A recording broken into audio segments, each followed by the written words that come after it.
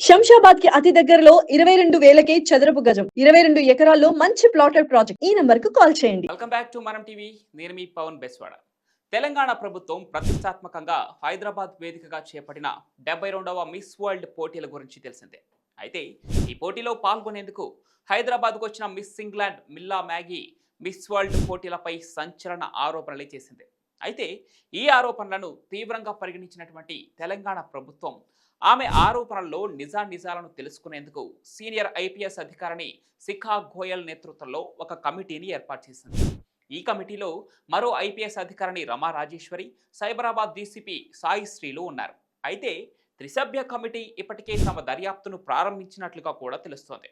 పోటీలో పాల్గొన్న ఇతర యువతులను విచారించి వారి వాంగ్మూలాలను సేకరించినట్లుగా తెలుస్తోంది. అవసరమైతే వీడియో రికార్డింగ్ చేసి మిల్లా మ్యాగీ ఆరోపణల్లో నిజమెంతో తెలుసుకోనున్నట్లు సమాచారం. ఇక ఆమె ఆరోపించిన విధంగా పోటీల సందర్భంగా నిర్వాహకుల నుంచి ఏమైనా ఇబ్బందులు ఉన్నాయా అనే కోణంలో లోతుగా దర్యాప్తు చేయనున్నట్లు తెలుస్తోంది. ఇదిలా ఉంటే మరోవైపు మిస్ వరల్డ్ సంస్థ సీఈఓ జూలియా మోర్లీ మిస్ ఇంగ్లాండ్ చేసిన ఆరోపణలను తీవ్రంగా ఖండించారు. ఆమె చేసిన ఆరోపణలో ఎలాంటి నిజం లేదని, అవి నిరాధారమైన ఆరోపణలని ఆమె తెలిపింది.